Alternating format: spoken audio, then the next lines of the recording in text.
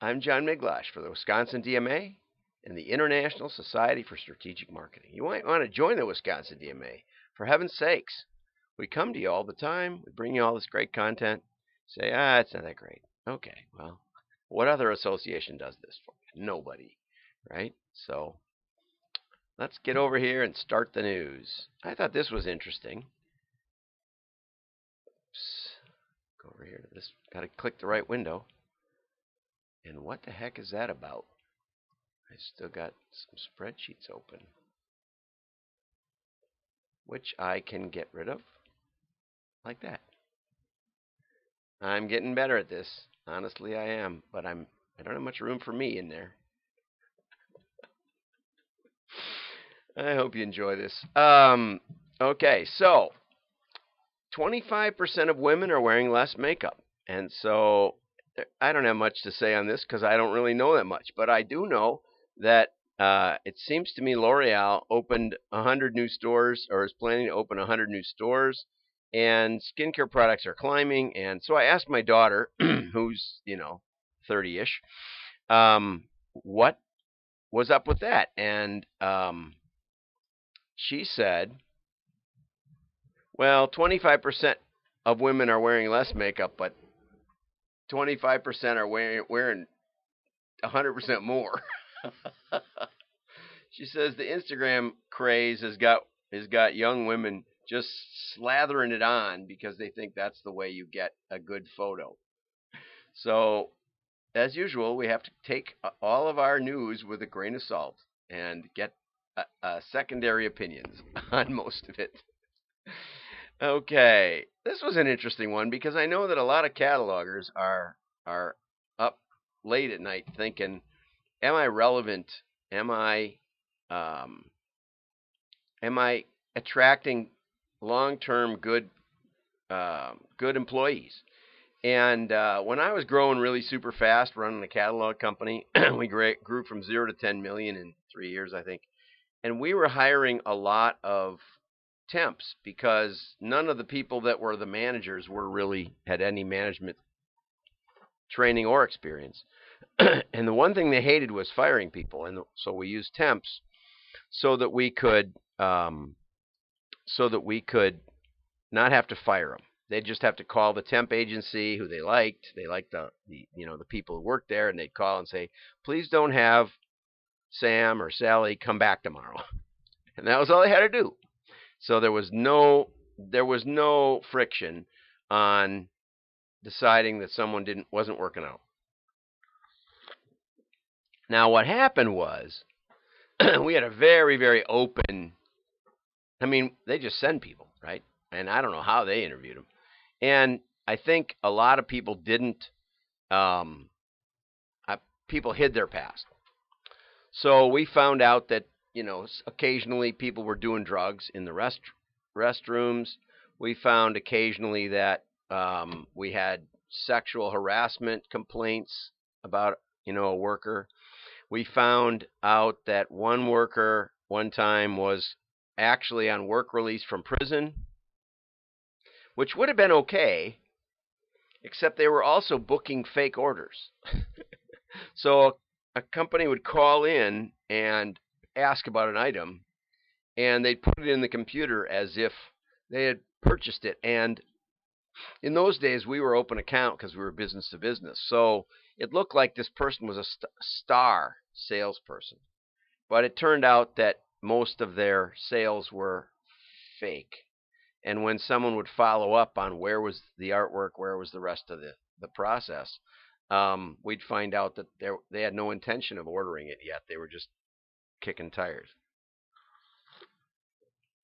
But I've heard some people say that you can't really figure that all out. You can't really guarantee, no matter how many questions you ask, you can't really guarantee that you get good employees. I had another place that I worked at for a while, and they kept trying to hire star salespeople, and they had this theory that the star salespeople they could figure out star salespeople by asking all kinds of psychological questions, and they had a psychological profile that they thought fit great salespeople, and they'd hire people, and then the people would quit. Some people would quit. Some people would stay. The ones that stayed weren't very good, and the ones that quit oftentimes were the best. And I suggested to them that maybe their process actually worked the opposite, and that my experience as a straight commission salesperson for a couple of years was that salespeople don't like filling out a lot of forms. They don't like a lot of bureaucracy. They want to go out and talk to customers. And if you if you really examine the top 20%, that's what they're doing. And so the process of asking all these needless questions actually screened the best salespeople. They started thinking in their head, or even not consciously. They started getting uneasy about all the questions because they figured, well, once I'm in sales, instead of being able to start at 10, work a couple hours, take a 2-hour lunch, and quit at 3, which is kind of the way I did it in straight commission sales. I had a good time, and I still outsold most people, but didn't work too hard about it. And that's kind of the way the best salesmen oftentimes work, And so I think there's a lot of truth in this article, actually, that you may be able to get rid of the harder questions and give the applicants a chance to break out of this struggle with their past. And their past may not be a predictor of the future. It doesn't always work out. I know a guy who was divorced twice and then remarried, and he's been married 25 years or something. And and part of it was, he was really young the first time, and he made a bad decision, he thinks, the second time, and so he was a little more circumspect, and I think he's worked a lot harder at it. And that, he's made changes. People do. People change. So I think this is a really, not to say a good principle, let's say it's an interesting principle. And as long as you make the friction to get rid of the employee, my son just took a welding job, and he was like 4 months working for the temp agency, and now 3 months, and so he's basically on probation like 7 months. And what happened, that was one of the benefits of the temp agency process, was that after 3 or 4 months, you can kind of find out stuff. So I recommend that you hire a little easy and you fire very easy. That's the only thing I've seen that works consistently. Okay. Visa is raising their interchange fees for merchants. Now, my understanding is that interchange fees are regulated. So I don't know exactly how this affects. I guess Visa has to charge everybody the same or something like that. But the fees charged every time a consumer uses the card will go up or down depending on the merchant. And the big issue is that people are using rewards cards much more now. And so Visa wants to make sure that is adequately compensated. There seems to be little that retailers can do to solve the problem. I'm working on something today. I'm actually meeting with a processor about a merchant, and we're gonna talk about this. So I'll keep you posted on that. But usually what happens is that if you're a .com, you get hit a little harder because of your exchange and fraud potential. Okay, so let's just go over here. There's a little article called "Does the rest of the C-suite have confidence in marketing?" And a Deloitte report last year found that CMOs, that there was a distinct lack of communication, collaboration, and ownership between the CMOs and the C-suite. For example, 48% of the C-suite think customer experience is owned by the chief sales officer, compared to just 11% that credit the CMO. And I think there's something to that. I think there's a big difference, as we just illustrated, between sales and marketing. I think marketing is, a lot of times in the details and doesn't want to talk to people at all. And sales is out there, interacting with the customer. Furthermore, when it comes to who owns the digital transformation conversation, 71% say the chief information officer, which also seems to make sense, compared to just 1% who say the CMO. Marketers, overall, there's an impression that marketers can be a little protective. This was the best part here.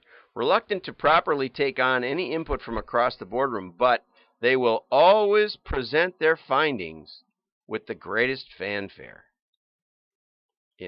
So if you're a marketer, be careful about that. Which brings me to my last article for the day. Metro Bank on its first brand campaign and why marketing needs to work with finance. I like this headline, but the article really didn't say anything except marketing needs to work with finance. What they did was, this was one of the first banks to launch after the great financial crisis in 2007, 8, 9 area. And their purpose was to create fans.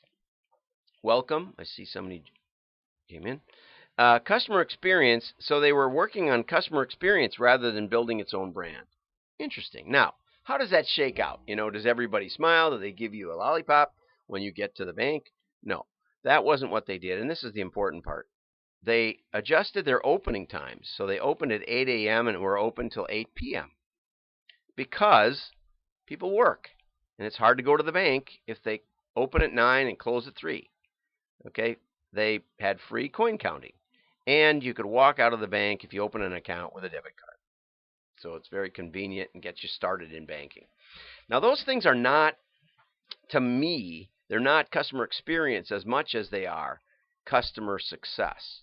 And we had a long show on Solomon Lee's article that we should be focused on customer success. This is exactly what Solomon Lee was talking about. And then, the rest of the article basically says we were going to create a benchmark. We had a campaign that's about people in banking, and we were going to create a benchmark, and that's why we were creating a baseline, and that's why we needed to have marketing talk to finance. Now, I spent most of yesterday breaking down the test results from our latest AI 90-day guarantee, AI ROI 90-day guarantee test. And the test was set up by a third party, and they basically they mailed all of our results way down into our 36 to 48 month buyers, and they truncated the clients' uniques up at 0 to 12. So I had to sort that out, and then because they didn't mail a significant portion, I had to kind of guess and estimate in a justified way how the mailing might have gone had they not hired us. And there was huge ROI immediately. ROI, way above the cost of the model. Now, that isn't my main justification for modeling. My main justification has always been we're going to see things that you haven't seen. We're going to observe test results. Modeling allows us to sort through hundreds of variables, to utilize dozens, and then get the results in a very, very fast way. It's more about the speed of testing as its main benefit than it is about the ROI. But nevertheless, you're going to spend more, you want to get more. And so I spent an enormous amount of time and then sent it to the CEO. I didn't send it to the CMO.